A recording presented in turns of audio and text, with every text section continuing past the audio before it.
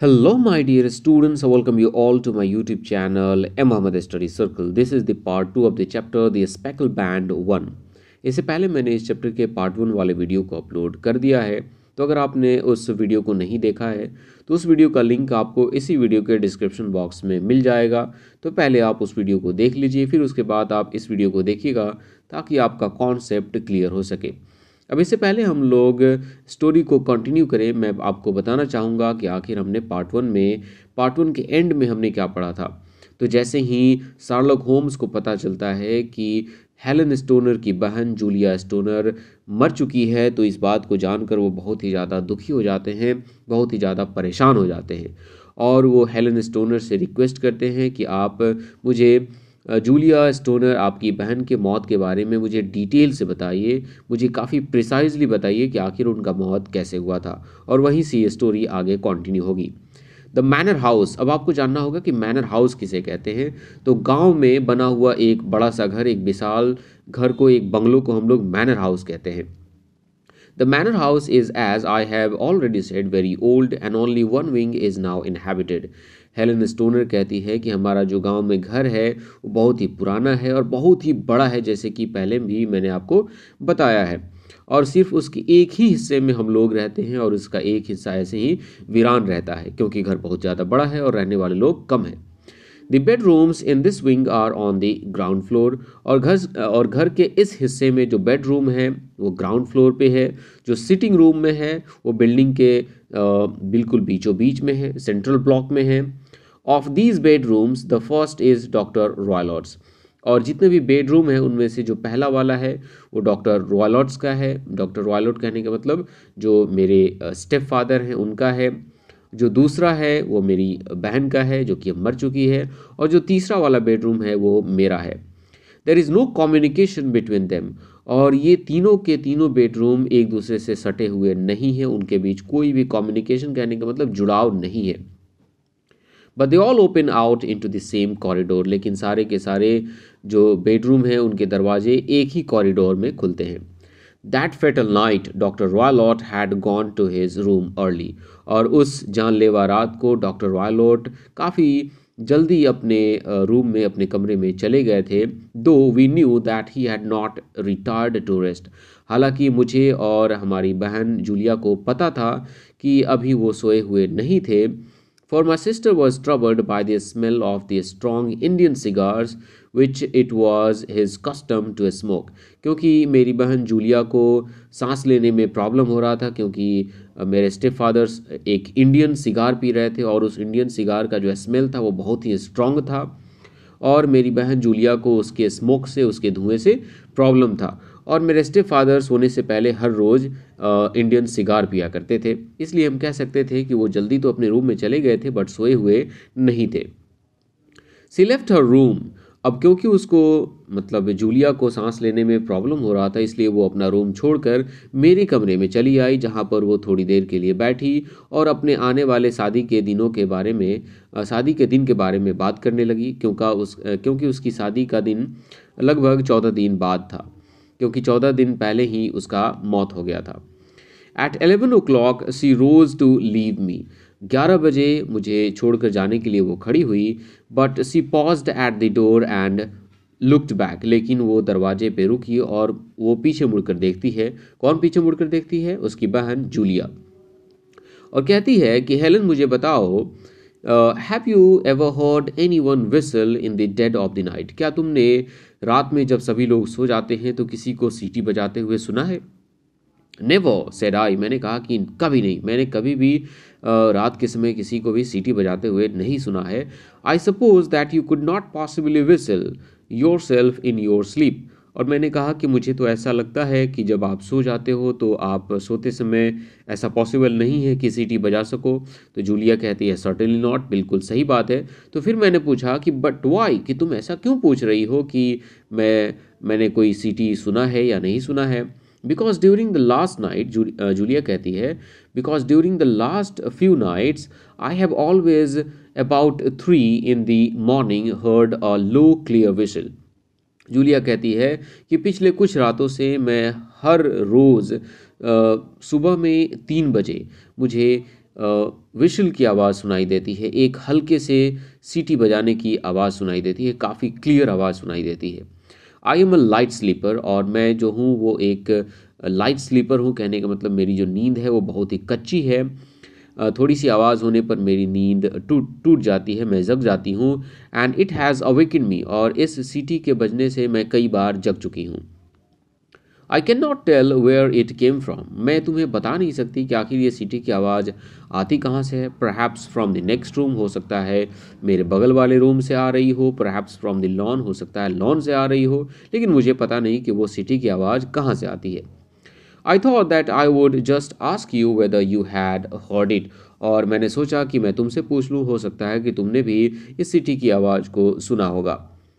तो Helen stoner, मतलब जो हमारी नैरेटर हैं, वो कहती है, नो आई हैव नॉट, नहीं मैंने ऐसा नहीं सुना है। It must be those gypsies in the plantation, कि हाँ हो सकता है ये सिटी वो जिप्सीज, वो बंजारी लोग बजा रहे हों जो कि हमारे गार्डन में रुके हुए हैं, जिसको हमारे स्टेप फादर ने अपने गार्डन में पनाह दी हुई है।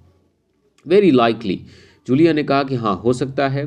Well it is of no great consequence at any rate, वैसे भी इससे कोई मुझे फ़र्क नहीं पड़ता है।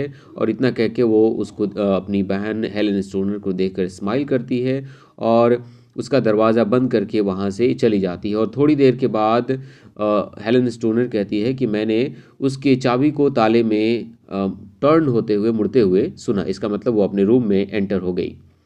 Indeed said Holmes, Sherlock Holmes कहता है, अच्छा तो सचमुच वो अपने रूम में चली गई थी।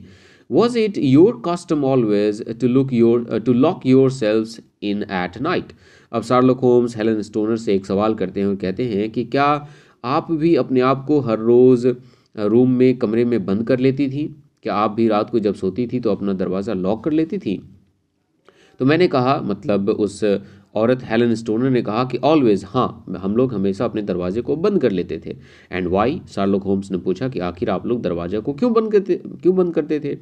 आई think that I mention you I think that I mentioned to you that the doctor kept a cheetah and a baboon. Helen Stoner कहती है कि मुझे लगता है कि मैंने आपको पहले भी बताया था कि डॉक्टर, मतलब हमारे स्टेप फादर डॉक्टर रॉयलट के पास एक चीता था और एक बबून था, है ना। We had no feeling of security unless our doors were locked, और जब तक हमारे दरवाजे बंद नहीं हो जाते तब तक हमें सुरक्षित महसूस नहीं होता था, इसलिए हम लोग अपने दरवाज़ों को बंद कर लिया करते थे। क्वाइट सो, अब शार्लॉक होम्स समझ जाते हैं कि हाँ ये लोग अपने दरवाज़ों को क्यों लॉक करते थे। Pre proceed with your statement, यहाँ पे प्री का कहने का मतलब प्लीज़, कि प्लीज़ आप अपने स्टेटमेंट को आगे बढ़ाइए और आगे बताइए कि आखिर आपकी बहन जूलिया की मौत कैसे हुई थी। I could not sleep that night, Helen Stoner कहती है कि उस रात मैं नहीं सो सकी थी। अ वेग feeling of impending misfortune impressed मी, मुझे ऐसा महसूस हो रहा था कि उस रात कुछ न कुछ बुरा होने वाला है, कुछ न कुछ ख़तरनाक होने वाला है, और इस एहसास की वजह से मैं पूरी रात सो नहीं पाई थी। It was a wild night, ये एक बहुत ही डरावनी रात थी। द विंड वॉज हाउलिंग आउटसाइड, बाहर ज़ोर ज़ोर से हवा बह रही थी और विंड हाउल कर रहा था, हवा के गरजने की आवाज़ आ रही थी।